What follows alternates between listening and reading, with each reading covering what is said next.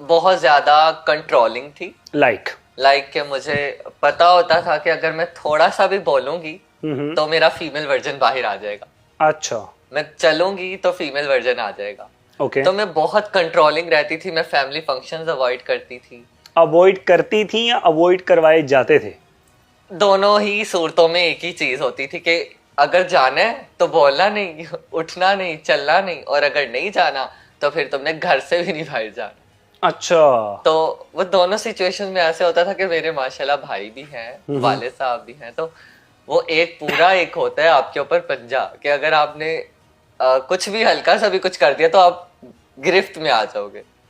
तो वो मैं उस चीज से बहुत डरती थी। और मैं मतलब जब तक मैं फैशन इन्फ्लुएंसर नहीं थी, मैं एक डरा सहमा एक वो बच्चा थी जिसको मतलब कि लगता था कि अगर सांस भी ली तो गला काट देंगे। फरियाल, ऐसा कौन सा हार्ड टाइम रहा है आपकी बैक मेमोरीज के अंदर जो कि आज भी जब आप सोचती हैं तो आपको रियलाइज होता है कि यार ये भी मैंने बियर्ड किया है, ये भी मैंने बर्दाश्त किया है?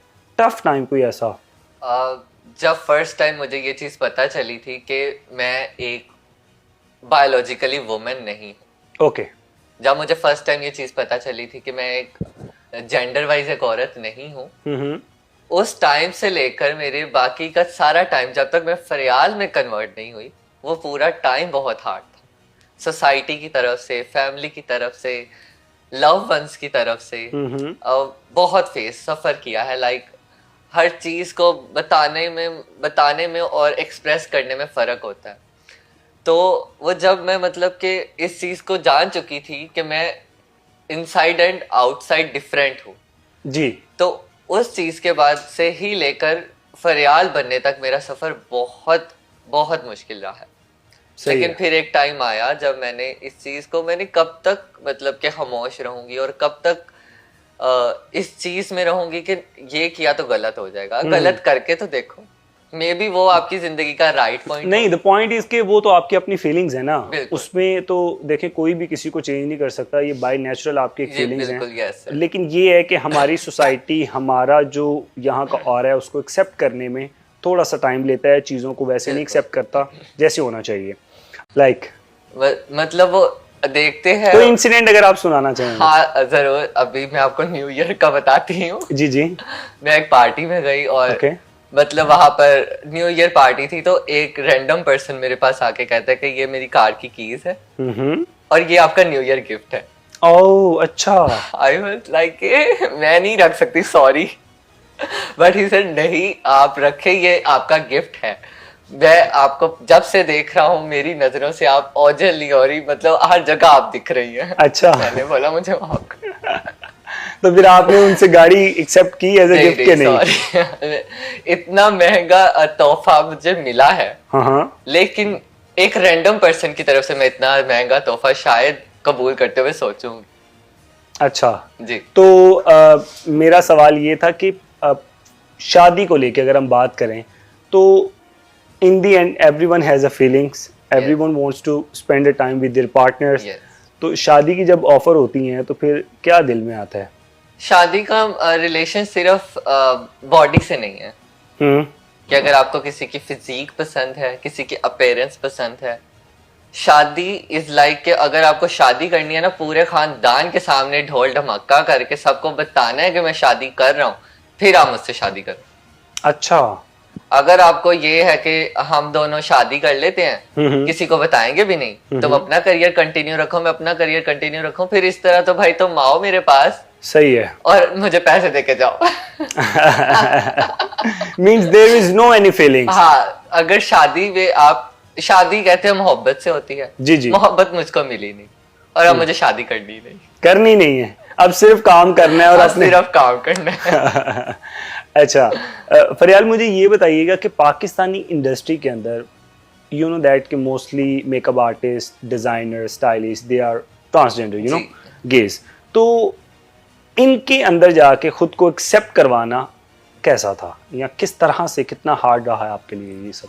आपको पता है औरत से औरत जलती है, मर्द से मर्द जलता है, इसी तरह ट्रांस गे से ही जलते हैं। जलते हैं। वो कैसे? ये मतलब अगर आप खूबसूरत हैं तो उनको होता है कि कहीं ना कहीं हमारी जगह रिप्लेस हो जाएगी। देखिए रिप्लेसमेंट तो अच्छी से अच्छी मॉडल की भी होती है, रिप्लेसमेंट तो हर इंसान की है, हमारी रिप्लेसमेंट लाइफ में हर किसी ने अपने पास से एक प्लान भी रखा होता है। डेफिनेटली। मुझे इस चीज को बहुत फेस करना पड़ा, सिर्फ इस चीज से कि मैं खूबसूरत थी और मुझे मतलब कि लोग कहीं रेफर करने से डरते थे। अच्छा। कि अगर ये चलेगी तो नेक्स्ट टाइम उनको काम नहीं मिलेगा।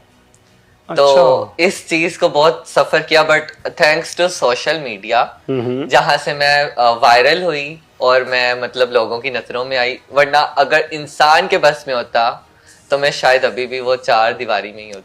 आप ये इंसान फैशन इंडस्ट्री के उन लोगों की बात कर रहे हैं जो मेकअप आर्टिस्ट हैं, स्टाइलिस्ट हैं और डिजाइनर्स हैं, जो मतलब कि इस इनसिक्योर थे आपकी पर्सनैलिटी जो मेरी पर्सनैलिटी से इनसिक्योर थे। किस तरह की? अगर आपको एक मूवी ऑफर हुई है तो उसके लिए आपको एक ऑफर की ऑफर हुई है। आप थोड़ा इन डिटेल एक्सप्लेन कर दें किस तरह की ऑफर? अगर आपको कोई बोलता है कि आपकी एक शॉर्ट फिल्म करनी है, आपको उसका ये बजट मिलेगा, बट स्टोरी लाइन के लिए आप अपने अपार्टमेंट में बुला रहे हो और वो भी अकेले।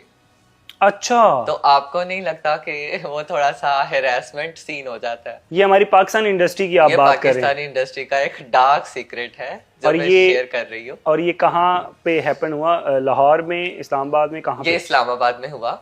अच्छा।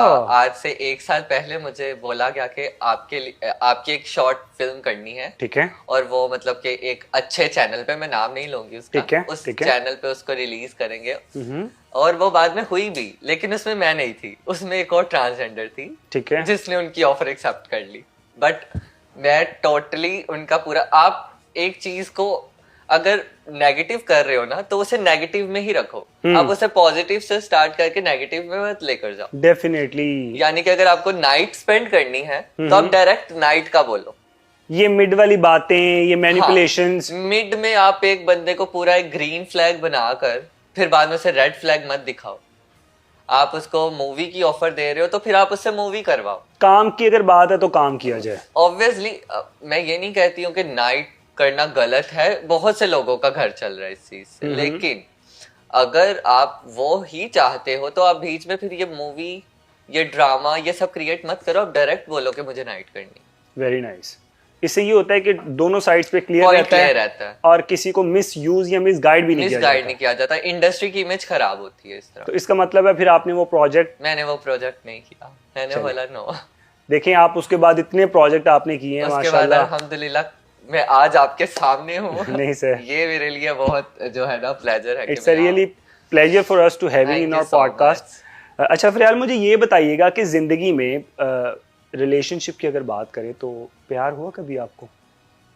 प्यार तो एक नेचुरल चीज है, वो तो मतलब कि ऐसा तो हो नहीं सकता कि रोक सके इंसान खुद को। अगर आपको कोई दिखा और वो पसंद आ गया तो समझे वो चल गया। एक तो नेचुरल होता है ना, और एक होता है कि लव होता है लेकिन वो बहुत डीप होता है। आपको जिंदगी में किसके साथ हुआ? मुझे नाम नहीं लूंगी, बदनाम नहीं करना चाहती मैं उनको। जी जी जी। लेकिन मोहब्बत हुई और कमाल की हुई और फिर खत्म भी हो गई। उसकी इब्तदा क्या थी और इंतहा क्या रही? इब्तदा थी कि he was a good and gentleman. वो बहुत हम्बल था और इतनी भीड़ में जहां ट्रांसजेंडर्स को दुत्कारा जा रहा था, he accept me.